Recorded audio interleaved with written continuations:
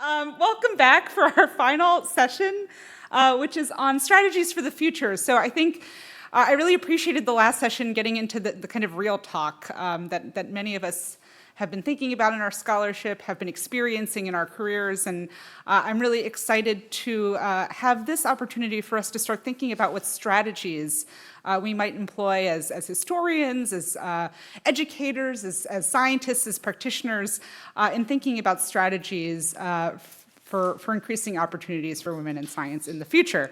And to lead us in that conversation, I could think of no one better than someone who's been thinking and doing this work for quite a long time. So I have a long list of credentials here of things that Harriet Zuckerman has achieved throughout her career.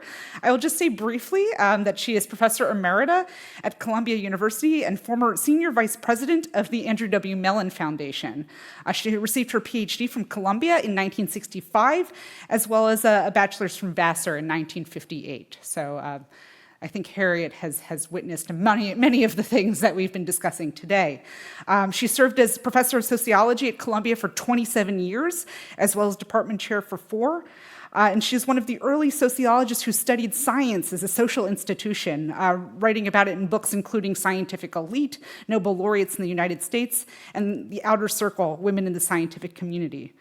More recently, she's working on work that looks at the paths of PhDs in the humanities take to earn tenure, and sociologically, what can be gleaned from the diffusion of terms and ideas from their disciplinary origins to those who adopt them.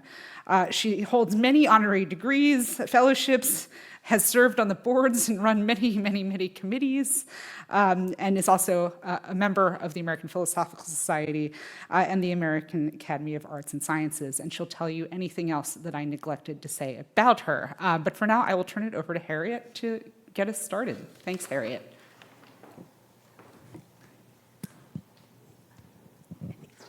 Is this on? It is on. Well, what you just heard is that I've been around for a very long time.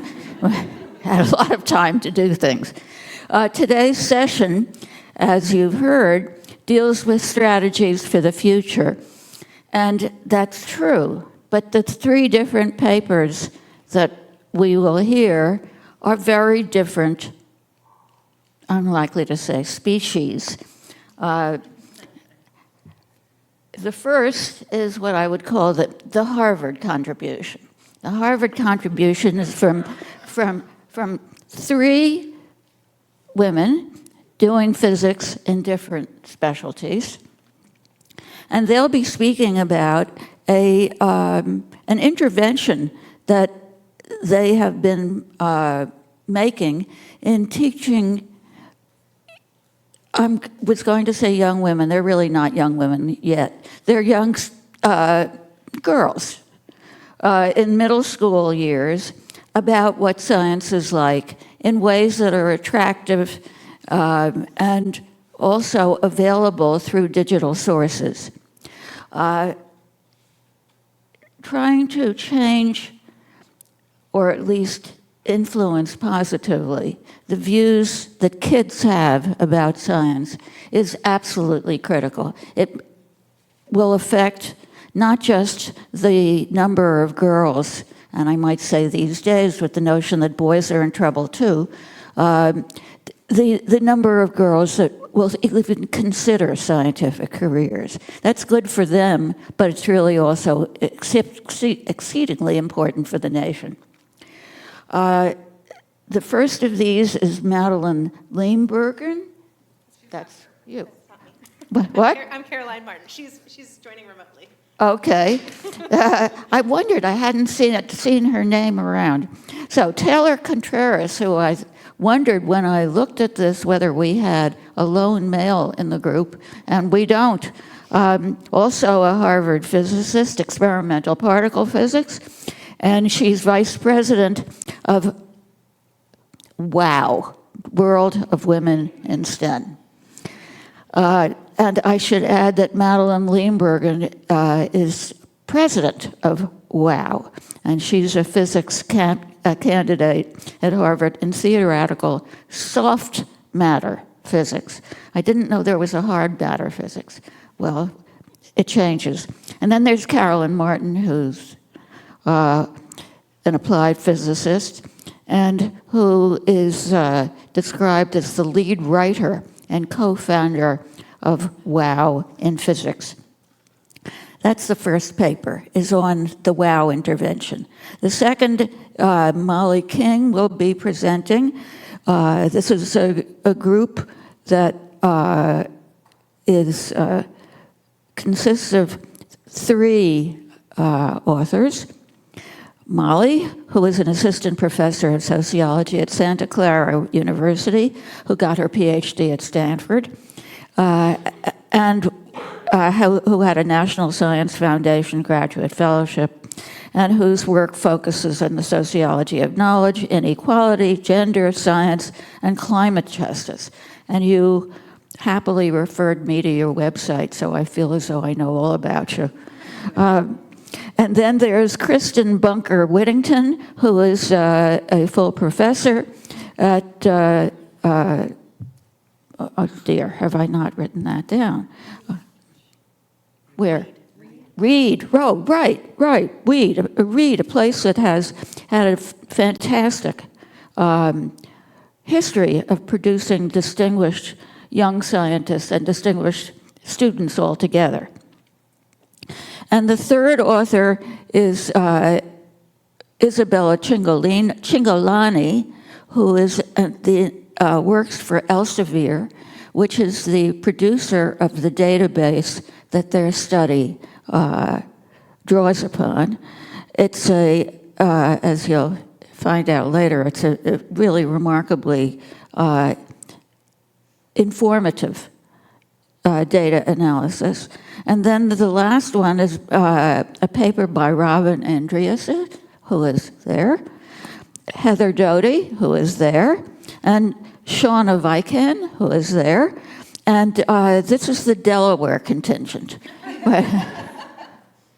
And Robin earned her degree in philosophy and specializes in feminist theory, philosophy of science, and the advancement of women and minoritized groups. I don't know whether that's going to become a new term. I don't know. Well, we'll see. Okay. I have a private interest in the way in which terminology suggests that what's going on in social life, and it does.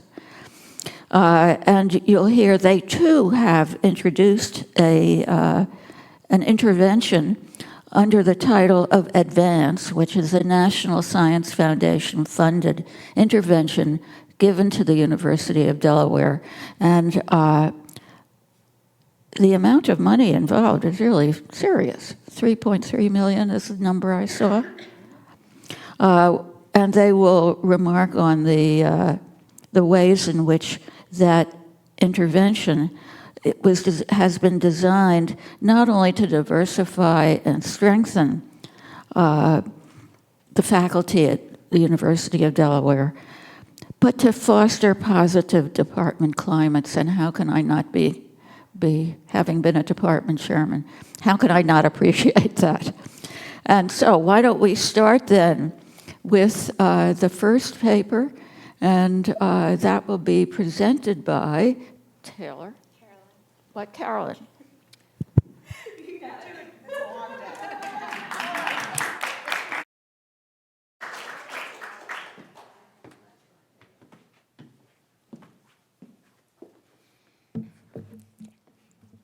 Thank you so much. Just to clarify again, my name is Caroline. My co-author Taylor is in the audience, and our other co-author, Madeline Leembruggen, is joining via Zoom. So this is a talk from a very different perspective, I think, than we've seen throughout the course of this conference. I'm speaking as a scientist and a scientific communicator first, here to talk about one strategy that our group has made to try to bring in more interest in STEM for young women and girls, to try to encourage this love of STEM at a young age. So to give a little bit of motivation for our project, I wanted to show you an example of what a young person might see if they were to look for this information online. So this is a Google search for list of physicists, and I'll give you a moment to try to spot the women here. there's a spoiler, there are no women in this list. Not even Marie Curie shows up in this particular Google search. This list is entirely male and also overwhelmingly white. So our motivation here is, what effect does this have on young women, especially young women of color, who may have this interest in STEM and are seeking more information about it. So in an attempt to change this narrative, we created a website called A World of Women in STEM, or WowSTEM for short. So here's the front page of that website. Our goal here is to try to reach girls early on in their interest in STEM, to try to improve their sense of self-visualization in these fields of science. This has been shown to be an essential part of STEM retention to combat that so-called leaky pipeline in STEM at a very early stage in that pipeline. We particularly try to highlight women and gender minority scientists, especially underrepresented groups of women and gender minority scientists, so that our audience can imagine themselves as part of this world of science and hopefully improve their own perception of their self-efficacy in these fields. So we have talked a lot throughout the course of this conference that women are part of science and have always been a part of science. And those are the kinds of stories we want to tell our audience. We want to make the stories of historic and modern female scientists more visible and more accessible to this age range. So here are just a few of the scientists that we have profiled on our site. And today I want to tell you briefly about 3 stories that we think exemplify our pedagogical approach to talking about women in science. So to start, I want to talk about a historic scientist, a botanist named Marie Clark Taylor. Taylor was born in Pennsylvania in 1911, and in 1943, she became the first Black woman ever to get a PhD in the field of botany. She spent most of her career at Howard University studying a concept called photomorphogenesis. So just as an aside, all of the visuals here are illustrations that our team of artists have created to try to communicate these ideas, again, to our target audience of middle and high school girls. So explaining the concept of photomorphogenesis, this is how photoreceptors that plants have in their cells can trigger a change in the structure of the plants as they're growing. This is responsible for how plants know when to put out a leaf when they reach the surface of the soil, amongst other things, seasonal changes in plant structures. Marie Clark Taylor had an incalculable effect over the course of her career. She led the Howard Botany Department for nearly 30 years, intersecting with countless botanists through Howard University, but she also advocated strongly outside of Howard within the federal government. She was an advocate for the use of real biological research instruments in the classroom. She did work with the National Science Foundation, and it's partially due to her advocacy that light microscopes were first incorporated into high school curricula. So in a way, Marie Clark Taylor's presence is felt in every single biology classroom in the country. If they're using a light microscope, they can thank Dr. Taylor. But her name is one that not many people know, and we're attempting to change that. So the second type of content that we cover at WowSTEM focuses on profiles of modern women and gender minorities doing science today. So one such post that we did is on a chemist and conservationalist named Rangi Teikanawa. Dr. Teikanawa is a chemist who focuses on preservation of important cultural artifacts, especially garments and fabrics that are important to the Maori people of New Zealand. She uses her expertise in chemistry and also her rich cultural traditional knowledge of Maori techniques of dyeing and weaving. Her mother and grandmother were both esteemed dyers and weavers, so she's drawing on that long cultural tradition, which is called the Matarangi Maori. Dr. Teikanawa has done incredible work to preserve these fabrics, especially looking at the effects of pH in the natural dyes, things that hadn't been considered before, and has led to better preservations of these incredibly important cultural artifacts. Our post on Dr. Teikanawa was completed in collaboration with another nonprofit group called Galactic Polymath, which seeks to adapt science into accessible lesson plans. So this is emblematic of our attempt to get these stories more into the classroom, in addition to just being online spaces. This lesson plan is free to use. It is for kind of the intermittent age ranges that we're trying to target here. And we also, in this lesson plan in our post, try to center the Maori culture and history to allow the audience to understand the important interconnectedness of historic ways of doing science and modern ways of doing science. So the last type of post that we talk about at WowSTEM is what we call ancient knowledge posts. So these posts are an attempt to expand our audience's understanding of what science even is. So as one example, we made a post in celebration of Pi Day, which is March 14th for 3.14.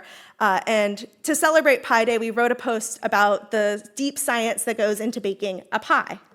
So in this post, we baked a pie, and we talked about the science that goes into every step of following a recipe. Like, for example, we discussed how cream is a colloidal suspension of fat globules, which is, incidentally enough, why the milk is a white color. It's the scattering off of these microscopic particles suspended in the fluid, and that structure changes when you beat it to make whipped cream. So in this post, we wanted to emphasize that science goes into so much of the everyday. We talked about how gluten leads to different structures depending on how you process it. We talked about mixing liquids, carbohydrates, and plant cells. And by talking about the science that goes into these traditional cultural ways of knowing, especially work that was traditionally seen as women's work, we are hoping to highlight the scientific thinking that has gone on for countless generations. We hope that we can expand in our audience the way they conceptualize science and appreciate the long history of people, including women, contributing to those scientific traditions. So these are the kinds of stories that we at WowSTEM are seeking to tell. Our pedagogical approach to this is to have a mix of both biographical emphasis and scientific explanations. We want to have our audience see both the woman scientist and the amazing science that she was able to achieve together. We also want to encourage a love of STEM beyond just reading and consuming this content, so we include home learning activities, experimentations that they can do on their own to try to cultivate a longstanding curiosity and love of science. And finally, a big driving force of our work has been to try to meet our audience on the platforms that they already are at. So we have been trying to create short-form, accessible, appealing content that we post on Instagram, TikTok, and YouTube.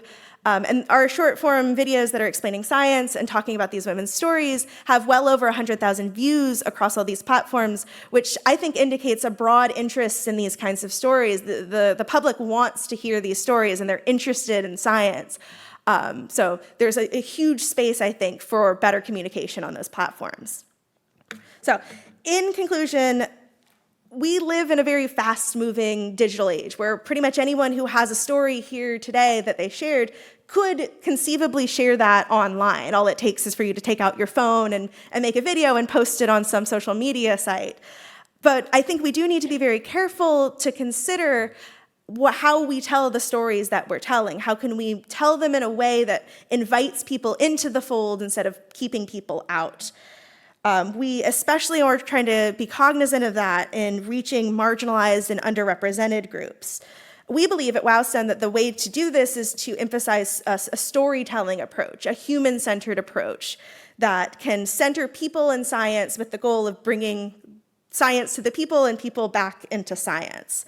So at our website, we're really been driven by this accessible, interdisciplinary, story-focused approach, which we think is going to be very crucial as we continue to advance gender minorities and women in science.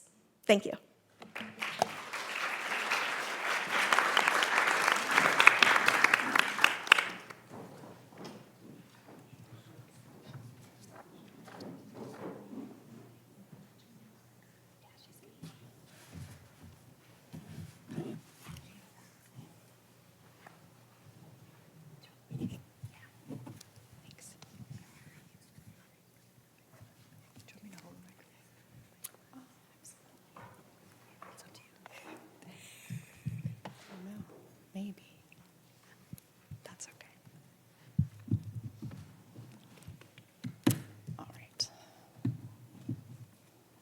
Hello, everyone, and thank you very much for coming to the American Philosophical Society, for hosting this wonderful conference. I've really been enjoying it and getting to know all of you.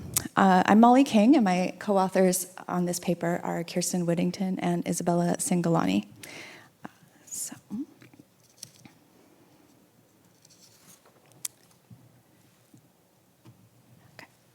So at its core, our research is about who participates in science, who has a voice in science, and how does their work in science come together with others to create new knowledge. So when it comes to the topic of women in science, we see that progress is happening, but that gains are uneven, right? I think that's a pretty consistent theme across these couple of days. Specifically in our research, we find that women's involvement is increasing, but that they remain vastly underrepresented in many fields and nations. Women are less likely to collaborate across sectors and borders, and there remains considerable vertical segregation. So men achieve the highest awards and honors and publish more highly cited research. So this is the starting place for our research, looking at the collaborative context, dense webs of collaborative activity, looking at the really macro level for sort of a change in pace. These knit together sort of a vibrant global network, community. And we think this makes salient the relational context infused with status. And we know from previous research that women's positioning in networks of collaboration is often not the same as men's. So at the same time, we know that collaboration and participation is also obviously shaped by local, global, and disciplinary structures of inequality and inclusion. So while all regions, as we can see here, I know it's small, but I want you to get the overall pattern. All regions and countries exhibit growth toward gender equity over time. There's considerable variation in starting points and degrees of growth. So this chart shows the gender ratio of authors in a selection of countries between 1999 and 2018. So there are a number of possible reasons why we see these sort of regional differences. Sometimes what looks like progress can be explained by processes of brain drain, where men are leaving resource-poor nations, leaving women scientists to fill the void. In other instances, scholars have argued that the opportunity to have sort of a choice amongst economic prosperity can facilitate gendered decision-making, resulting in fewer women scientists than expected. And this is actually one explanation for continued gender segregation in science in the US. So there's actually been relatively little study of cross-region, cross-discipline variation in men's and women's collaborations because studies require sufficient levels of sort of data completeness of collaboration networks. So that's where our research tries to come in. So our data to answer these questions include 1.7 billion citations to articles, conference papers, and reviews from the year 1970 onward. So from these, we draw a global sample and focus specifically on what we refer to as active authors. So these are people who published between the period 2009 and 2013. And our comparative approach focuses specifically on researchers in 4 academic knowledge subjects and 4 geographic locations. And each country varies in its cultural gender norms, in its organization of science, in economic and country level sort of prosperity and standards for women's rights. And so we think that this kind of variance gives us a lot of leverage moving forward to look at differences in why we see the trends we do. These focal authors are not, however, bounded in the ways that they collaborate, so we have their sort of total overall collaboration patterns, which I'll explain right now. So taking each of these 16 region subject pairs and looking across cohorts within them, we calculate several classic network measures of interest. And these take into account not only how scientists are positioned in the landscape, but who they know. So first, we focus on the average first and second order degree centrality that men and women authors hold. So first order degree centrality Sounds like some gobbledygook, but basically it just means the number of direct collaborators that a person has. So in this figure, first-order collaborators are the colored dots, and that basically just means people who are my co-authors. We also consider the connectedness of a focal scientist's second-order collaborators, which are the gray dots, and these are my co-authors' co-authors.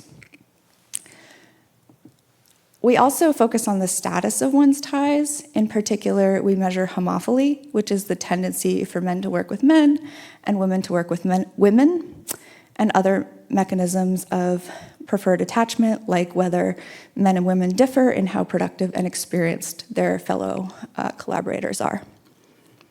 And then finally, we look at span. Oh, man. Gotta keep checking. All right. Disciplinary reach calculates the share of collaborators who publish outside of their subject area, and interdisciplinary reach looks at how many of my co-authors are in another country from me. So in presenting our results, I'm going to focus just on structure and span. Can I ask you to hold it? Thank you. So I begin with the findings regarding first-order degree centrality, and to orient you to these graphs, each cell represents one of our 16 region subject pairs, and we break up our focal authors into 5-year cohorts and graph median differences between men and women. So the highlighted cell represents trends over time for researchers in medicine in Europe specifically.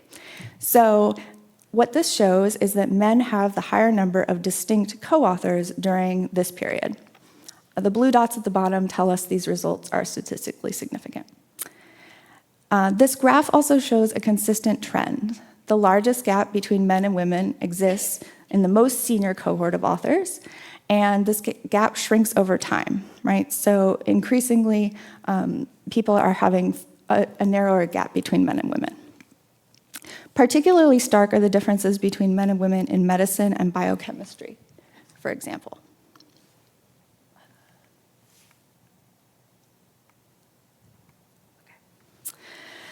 In contrast, men and women are more similar in their patterns of connection to others through their second-order collaborators. There thus appears to be some stabilizing effect, so my co-authors' co-authors are more similar than my co-authors. This is not necessarily a story then of double disadvantage for men and women, but rather women, are equally likely to collaborate at a second order. Finally,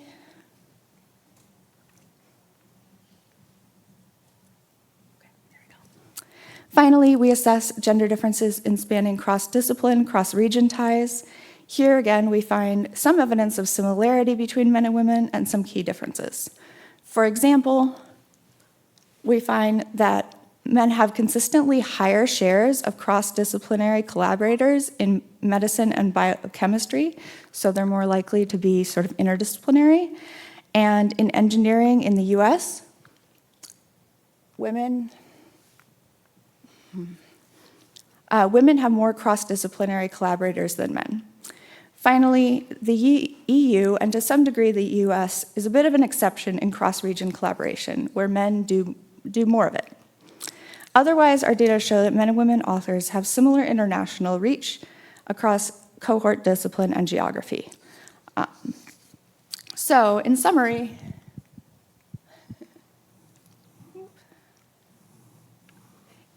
we find a few places to note regarding this analysis.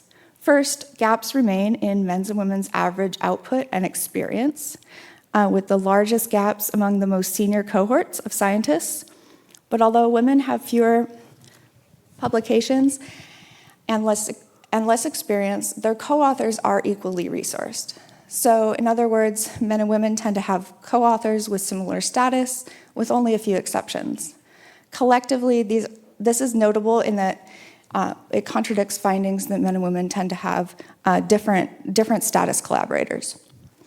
We also find that many region subject pairs exhibit gender parity in the degree where scholars pursue interdisciplinary research and international collaboration, again, with some important exceptions that I think point us to promising directions to drill down further with examinations of particular disciplines and particular countries.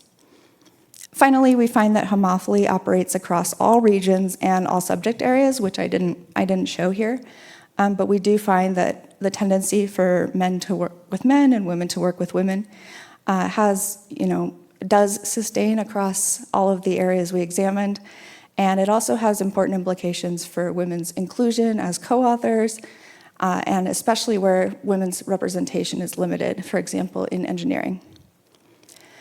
So despite these findings of similarity, some puzzles remain. Looking across countries, we find trends that indicate larger gender gaps, favoring men in first and second order degree centrality, international reach, and interdisciplinary reach, especially in medicine and biochemistry in both the EU and the US. This is revealing and on the surface kind of puzzling because women have been increasing in these fields. And so I think this points to an area for future research. And although we have some speculations as to why this might be, I'll leave this for future work to investigate or for you to ask me about in the Q&A. Overall, we feel these results fill a gap in our understanding about overall women's positioning in networks and potential areas for future interventions. Most notably, we're able to capture the extent to which common understandings are generalizable across contexts and across disciplines, and hopefully will pave the way for more detailed and statistically predictive treatments. And thank you all very much.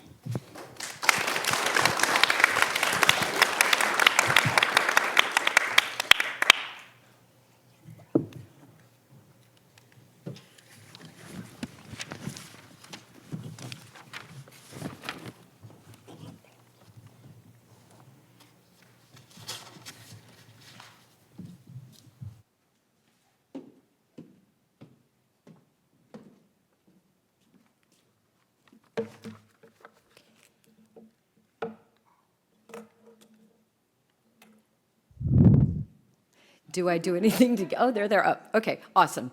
Hi, I'm Robin Andreasen. I'm a professor of linguistics and cognitive science. I'm actually a philosopher at University of Delaware. My co-authors are Heather Doty. She's an associate professor of mechanical engineering, a physicist. And we have a sociologist who's in a sociology department, Shauna Viken, assistant professor. So that's just to introduce the team. Let's see, I got instructions on this thing. Now I gotta, okay. So today what our goal is to talk about a contemporary effort to address the problems that have been discussed through this whole conference. Oh, and I do want to say thank you before I get rolling too much. This really has been a fabulous conference. The presentations were inspiring, and I just think the APS group are amazing, and I truly have made a lot of nice connections. So this was really a great opportunity.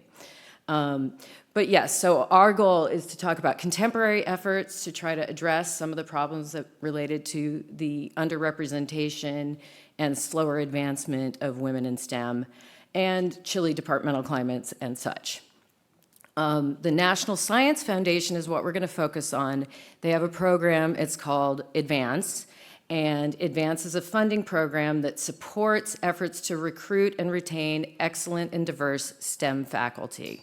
The focus is on women and on women of color, but the reality is a lot of the interventions support women across the institution and not just women in STEM, and they also support other diverse groups such as underrepresented minority male faculty who also have their own sort of challenges.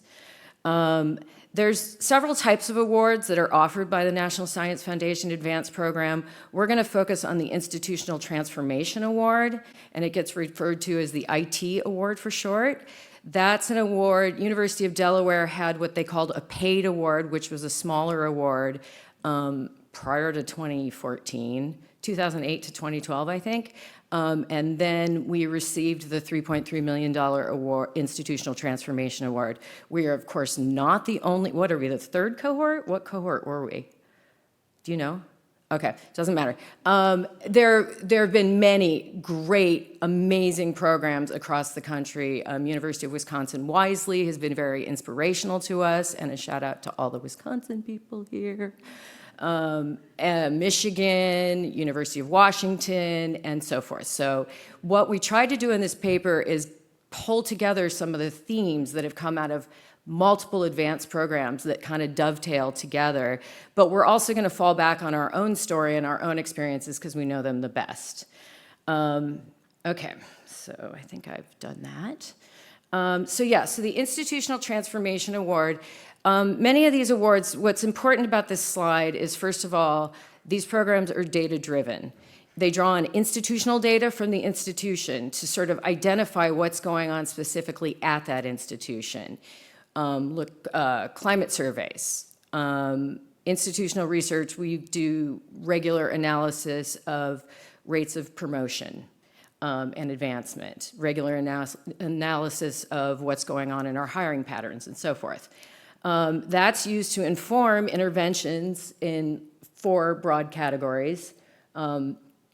Policies and procedures, so that might be policies and procedures related to dual career couples or family-friendly policies. That's an example. We did a thing on use of teaching evaluations and evaluation for promotion and tenure because they are notoriously biased against women and underrepresented groups. Support for institutional leaders. Department chairs in particular they're stuck in this weird sandwich between the upper administration and the faculty. And they're often thrown into it with very little training, and they often want to do well, but they don't come with knowledge pre-baked as to how to be a good leader. And so we've run workshops for chairs on how to foster positive departmental climates, to talk to them about family-friendly policies and how to implement them and so forth. Faculty recruitment, those have historically, and this is the thing I'm going to talk about the most today, have taken the form of recruitment workshops for faculty search committees. So I'll talk about that in a second. And then faculty retention and advancement, that one's a huge one, right? So that would be things like promotion and tenure policies and practices, evaluation of who's advancing and why, and what can we do to help sort of address departments that are maybe lagging behind in advancement, and many other things. I'm sure there's plenty more to say there. Okay, so key themes in feminist theory. Now, my background's in philosophy. I do work in feminist theory, and it's always puzzled me why feminism and the efforts to advance women in STEM or in philosophy don't speak to each other. So the Society for Women in Philosophy is really for feminists. It's not for women in philosophy. And we see this here, and we even saw it in the intersection on one of the previous speakers' charts. So I thought, for fun, let's bring this into this paper. So there's these themes in feminist theory that we're going to use 3 today because we don't have time for more. Very early feminism, like 19th century John Stuart Mill, Harriet Taylor Mill, was liberal feminism. And liberal feminism was very focused on formal equity, trying to get gender parity in the economic, political, and educational opportunities. So that would be things like the right to vote, owning property.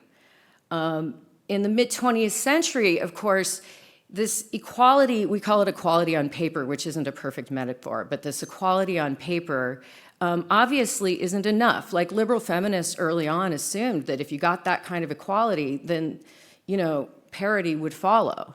But in the mid-20th century, feminists began to realize that's not so, and they began to pay attention to all the subtle factors that add up to hold women back.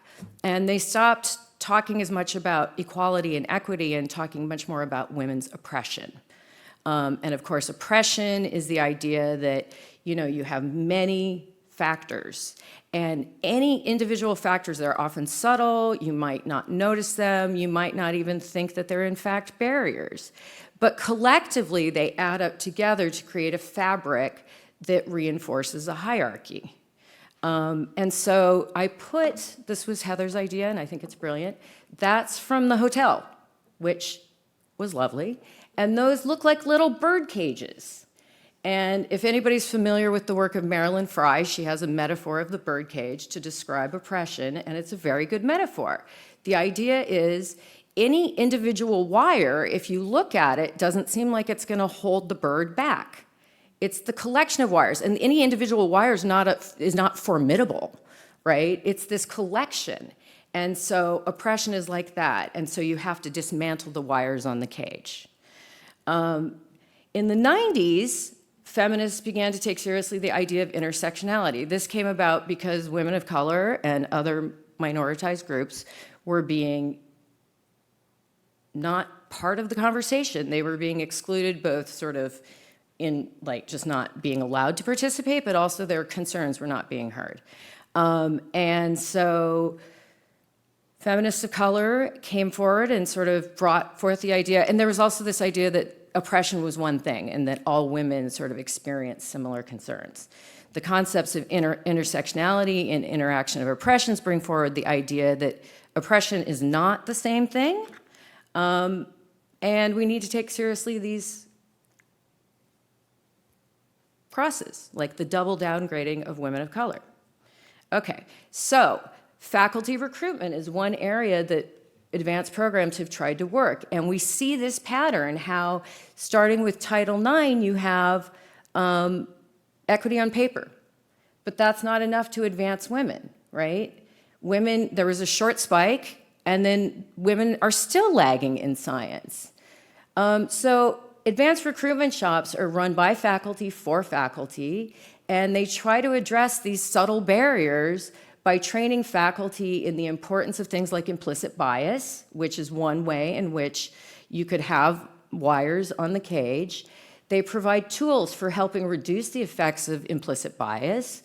And early efforts in the advanced program really failed to emphasize intersectionality, and it's still a challenge to get intersectionality in there in a real and meaningful way. So I went through that part kind of quickly because what I really want to jump to now is some of the challenges that still remain for advanced programs and for, and our paper talks about an example from each of these categories.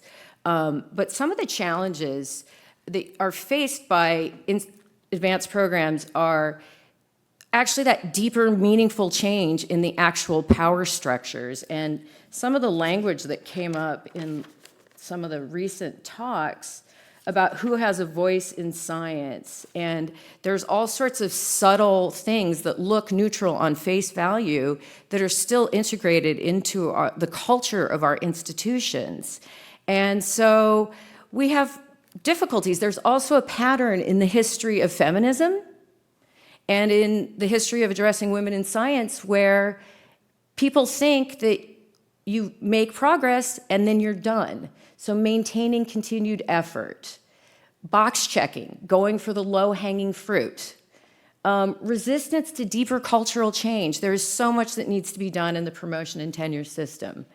And really, the intersectionality piece is just always not enough. We need to do this more at this conference and in all other spaces, that we really, really need to be more inclusive, not just with race, ethnicity, and disability and LGBTQ+, but globally.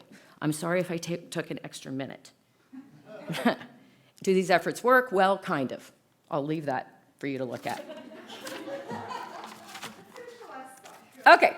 At Delaware, based on our recruitment workshops, we did observe these bumps in engineering from 15.7 to 22, and in the natural sciences from 23.7 to 32%.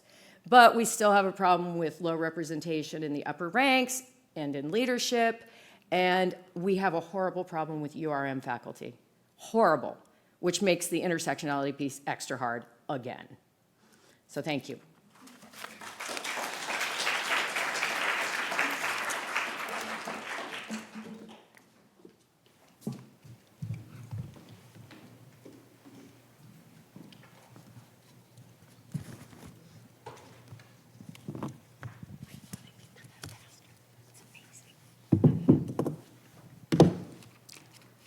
as you've heard, this is a very complicated stew of efforts to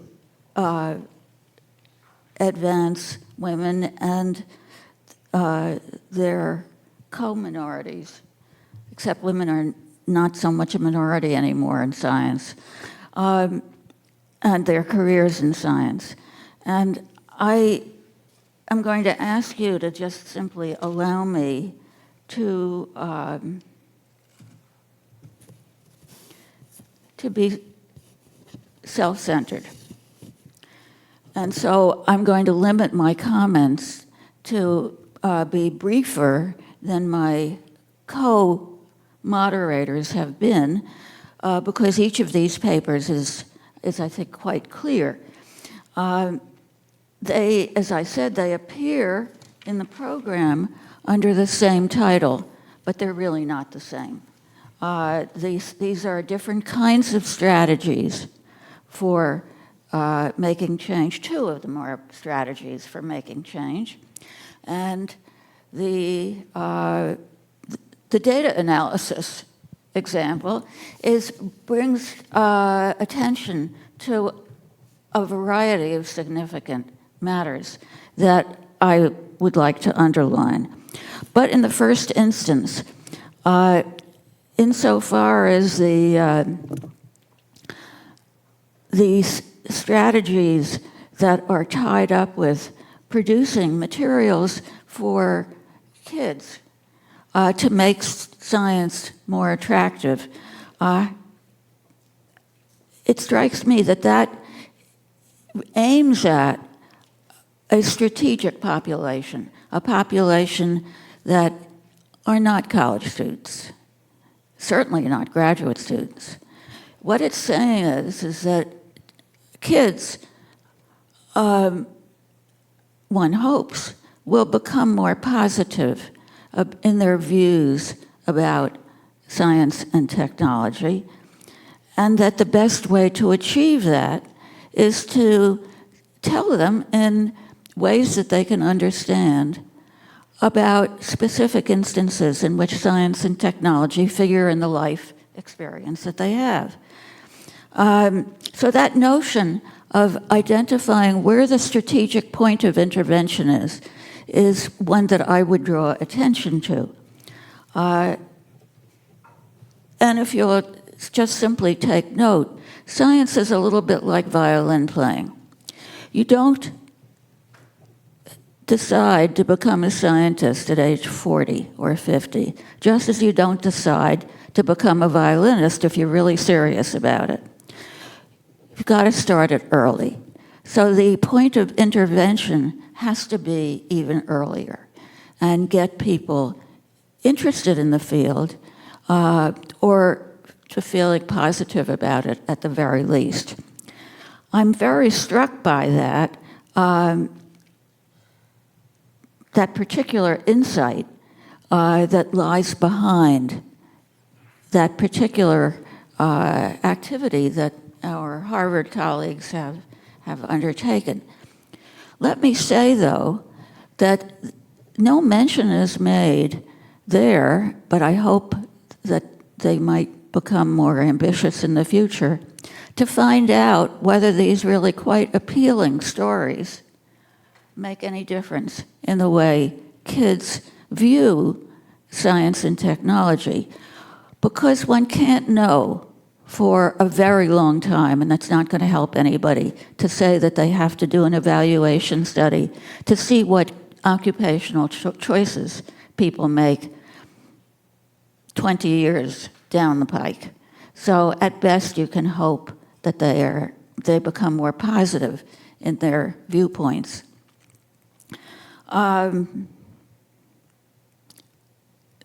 evidence just aren't there, and one might think seriously about how you would find out whether there is, for example, selection bias in the kids that even expose themselves to these materials online. Are they the ones that are more positive to begin with? Well, that's not a bad thing. But how to interpret those data is, I think, going to be complicated. Let me turn then to what I like to think of as the data paper. That's the one that I felt most comfortable reading because I have a number of colleagues at Columbia who are these days very much involved in examining the kinds of maps of relationships that is central to this enterprise.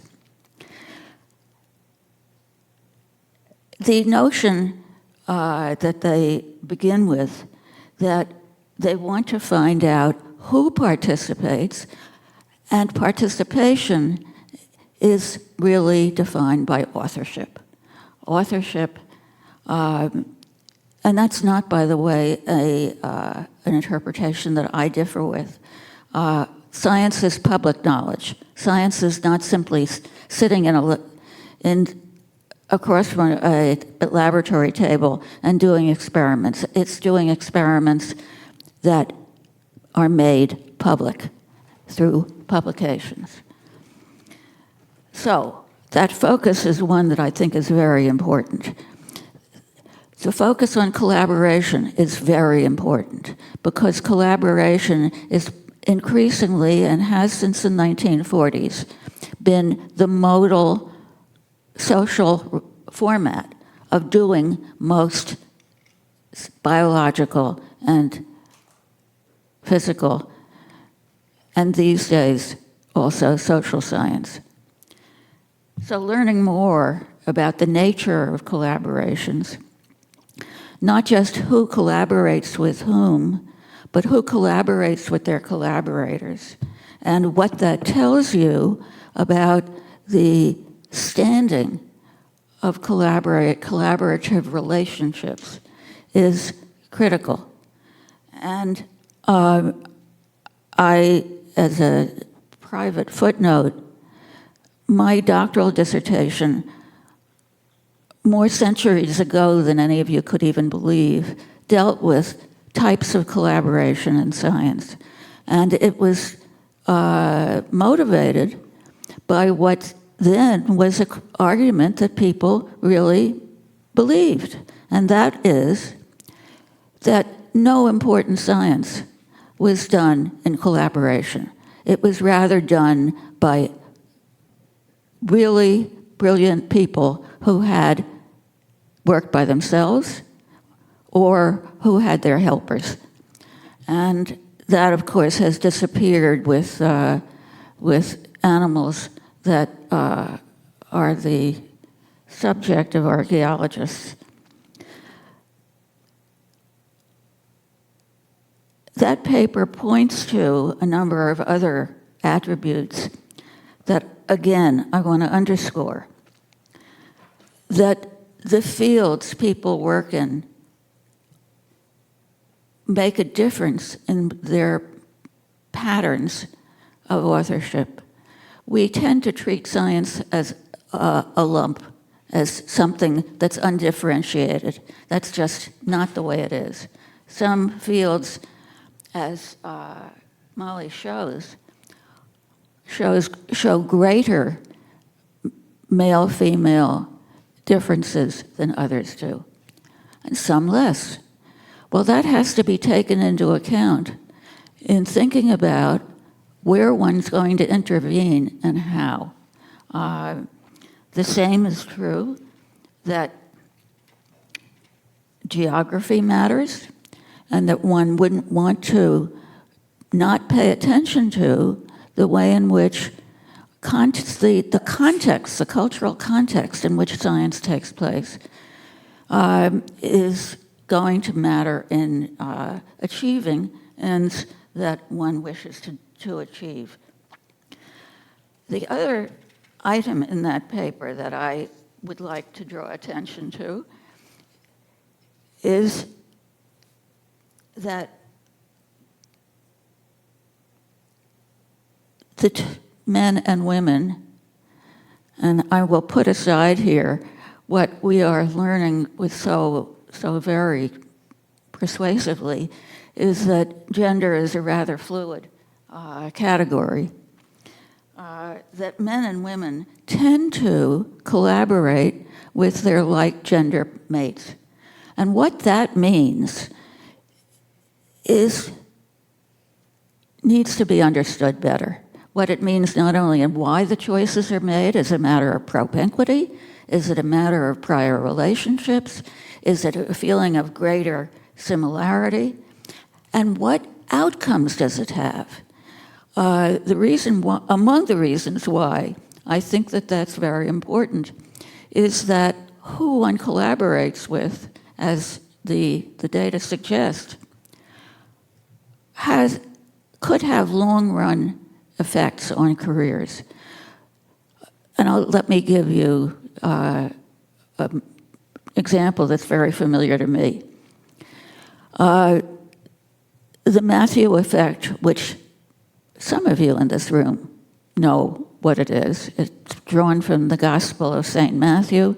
To him that hath shall be given, and from him that hath not, notice the hymns there, that's biblical, shall be taken away even that which they hath. And what that is saying is that the allocation, in science at least, of credit tends to go to those who already have it, to a greater degree than their contributions are justified. And as a consequence, who you collaborate with has cross-cutting effects. If you collaborate with someone who is very famous and you're young, that person will get most of the credit because there are good cognitive reasons why their names will be recognized, why their papers will be read, why their names will be remembered, and on and on.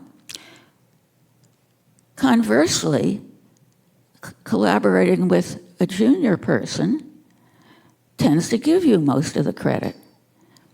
And therefore, the choice of collaborators can have different effects at different points in the career. And not least, it will affect the visibility of junior and senior people. And I will not bring in a recent paper I read, which at least convinced me that visibility is extremely important in science, and that anything that will make a young scientist more visible is a good thing for their careers if the basis of the visibility is not so objectionable that it's a downer for them. So then I come to the much revised text from the one, it's still being revised. It's not quite the same paper I read, which is fine. For one thing, the description of changes in feminist theory over time is, I think, much more on target in the paper you read here than the paper I read at home. But that being said, the institutional focus there is, to me, the really most important one. And what you didn't say today, but what you do say in that paper, is that it is absolutely critical to get the senior administration of an institution behind this, because they're the ones that make the decisions. And I also think you're absolutely right in focusing on recruitment and retention. And what you didn't say was also making sure that the reward system that operates in the institution is fair, and that people experience it as fair. So I'm going to be quiet from here. And So if the panelists, I'm going to dip into our concluding wrap-up just a little bit to give you all a chance to respond to some of Harriet's reactions to your projects. And then if there's one or two questions on the floor, especially from folks we haven't heard from, please let me know. I can start with my response. Thank you so much for raising such great points. The main one I want to address is your discussion of metrics, of trying to figure out, does this actually do anything? And that's something we've deeply struggled with and thought deeply about. For one, it's very hard for us to gather those kinds of metrics. We ask for comments on our website, and we do not receive them. Nobody wants to give us any feedback there, and we have not managed to have the resources to do this kinds of in-depth study that we would need to do to communicate with users. Our group is entirely graduate students operating on a volunteer basis, so we don't have the resources to undertake that kind of study. What we do have are a little bit more comments on our social media page. There's a little bit more audience interaction there, which is great, but it does also flag the specific problem that you raised of a selection bias. By definition on TikTok, the videos that you encounter are the ones that they think you're going to like. They put you into a category and they start to show you material, and if you like that material, they show you more of material like it. So we are by definition getting people who are already interested in science. Yeah, I agree that that's a metric in and of itself. One of the motivations that we have as creators for this is creating the kind of content and digital space that we would have liked to have seen as young girls interested in STEM. Seeing like older female graduate students in these fields talking about women, talking about life and science. We think there's something powerful about just that, and like reaching people, giving them a little bit of encouragement. Hopefully, maybe it will make a difference long term, but it's very hard to say, as you raised.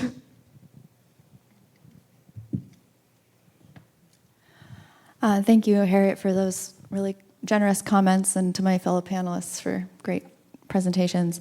I just wanted to respond to this idea about the notion that participation is defined by authorship. I think, obviously that's an assumption we make in our analysis, and I think it's something I think we could make really more explicit in the paper. But I do think it's really interesting, given the conversations that we've been having over the last couple of days about like what does it mean to participate in science, and where do we draw those boundaries? In another recent collaboration, I've been looking at the difference between the demographics of those who participate by the definition of authorship versus those who get PhDs, as surveyed by the National Science Foundation, versus those who are members of the American Sociological Association, right? And they're like three very different demographic groups, and those are just like formal metrics of belonging, right? As opposed to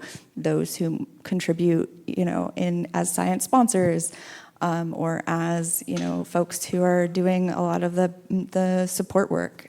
So I think it's just a really interesting and important idea about where we draw the boundaries of science and who gets to be a scientist by those bounds.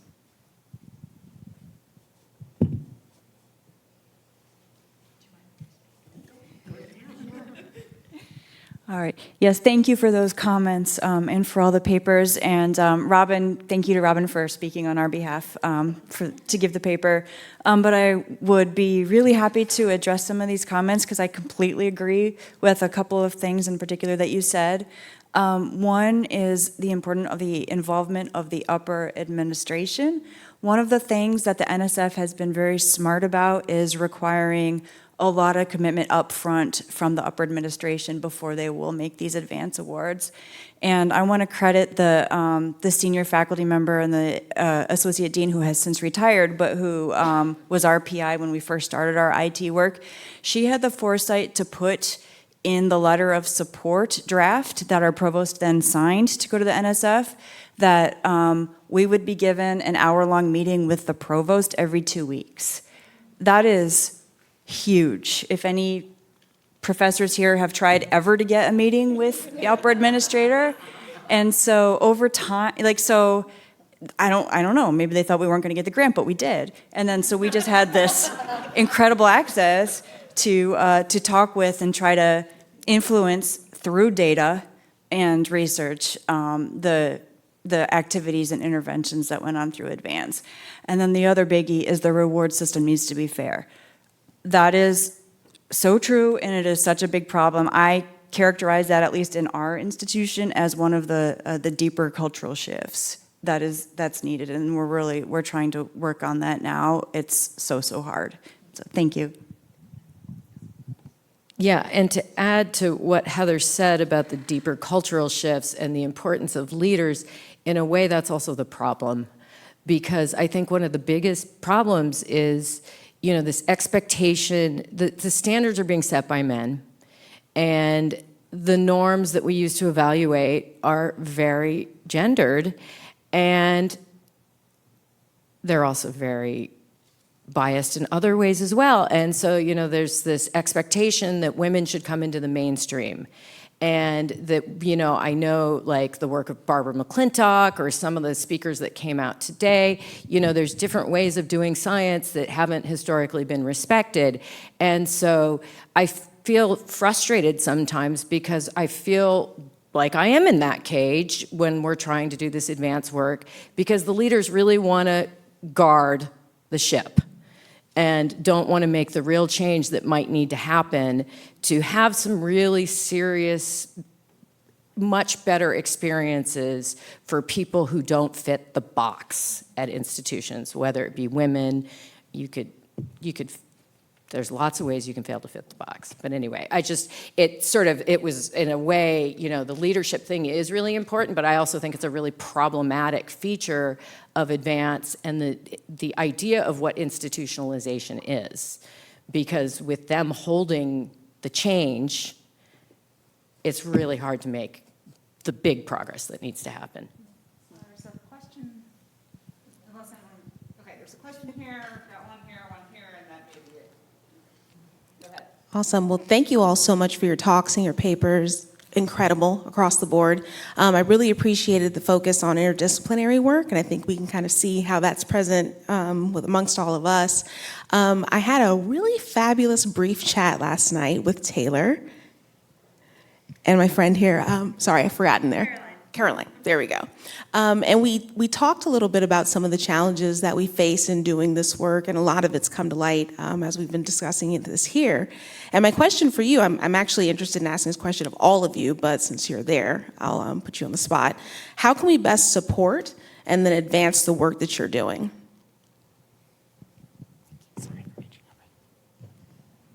I mean, I can start. For us, I hate to say this, but the true thing is money. Like, it's very difficult to get the amount of labor that we are asking people to contribute here without any kind of compensation. We have really struggled with this, especially because that burden of outreach of scientific communication falls heavily on women.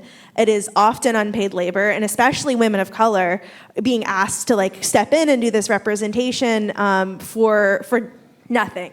So we initially set off to try to have an honorarium, to have our contributors be paid for their labor, have publications that they receive from this labor, formalizing within the academy the kind of work that people are already doing, talking about science every day. We had a couple of great initial grants, but then the money ran out, but our passion has not run out. So we have still kept doing this kind of on our own. So having more small seed grants are super important for getting initiatives like this off the ground, but then the seed grants run out, and often they don't, nothing comes after that. So it's having a more long-term support, more long-term commitment to projects like this, I think would be very, very valuable for long-term sustainability.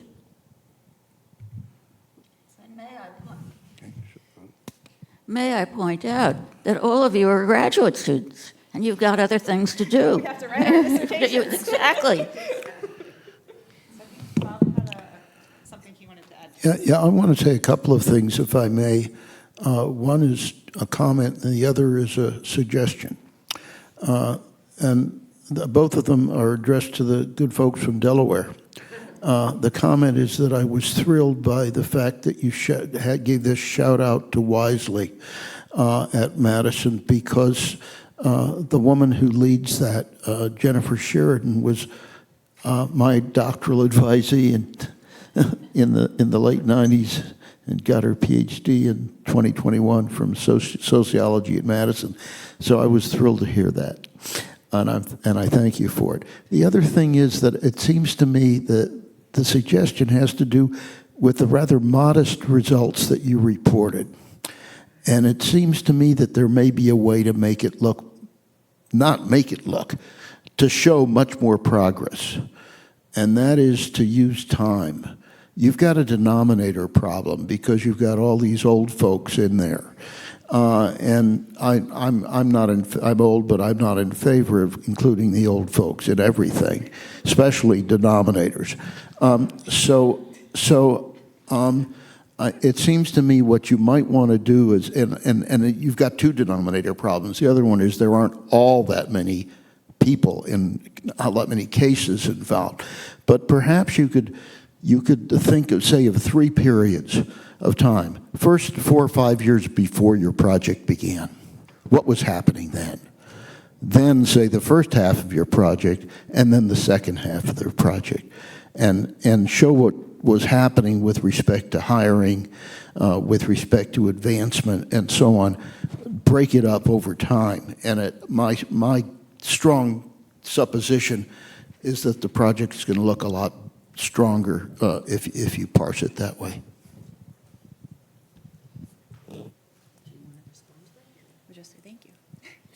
Thank you. Yeah, you are absolutely correct about that. We actually struggled a great deal with this paper with being a little uncertain about the audience and what people would have with familiarity with Advance, but also just the space limits and trying to figure out where to put what.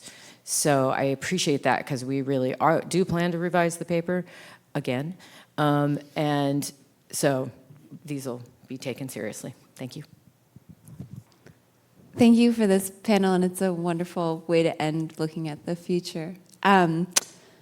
Molly, in your paper, you didn't talk about it, so I'm going to pull up something from my notes from reading your paper. But one of the conclusions was that you found that women specialize less, which reduces visibility, productivity, and earnings. Am I recollecting that correctly? That is something we bring in. It's not our finding specifically, but yes. Okay. Did you, I guess so as a question, did you see evidence was that evident, even though if it wasn't directly your finding, was it collaborated by your finding? And then also for everyone else, was that something that you noticed, and how might that shape strategies for the future? Yeah, thanks for your careful read.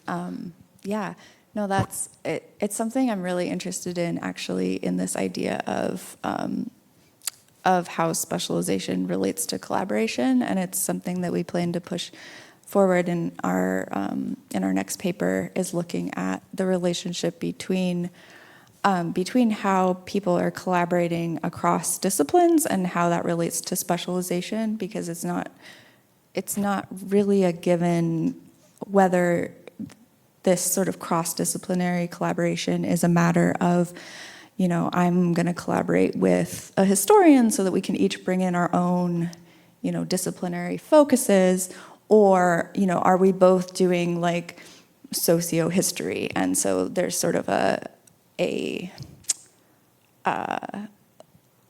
mutual lack of specialization, I guess you would say. Like, we're both doing the same thing from a similar perspective and working on it together. And so that's actually where we're headed next. So a great question, and it's based off on that really interesting finding by Erin Leahy, where she does find that women do specialize less in general in sociology and computer science, I want to say. And so we hope to broaden that and look at it across more disciplines and globally. So thanks for your question. I also have something to add on that from the historic perspective of how we talk about the women that we profile on our website. Often a lot of the people that we talk about might not be as well known as scientists because of other work that they've done throughout the course of their career. Marie Clark Taylor, for example, was a huge advocate for education, but at the expense probably of being acclaimed as a botanist. When she had her time at Howard, she focused very, very strongly on supporting Howard's botany department, but less so on research. She didn't do much research after her doctoral work. So there is an element of like lifting up other people at the expense of you as an individual scientist, which we have struggled with a little bit with how to talk about the stories of their science while still drawing attention to their advocacy work, their outreach work, giving that weight as well. And I would say, with respect to cross-disciplinary work, I don't think this is exactly your question, but we think about it a lot too from the perspective of faculty policies, because it's getting more and more common to hire faculty who are interdisciplinary or cross-disciplinary. And at least at our institution, they're being given partial appointments in multiple departments and possibly even multiple colleges. And this can become a nightmare in terms of for merit review, for promotion and tenure.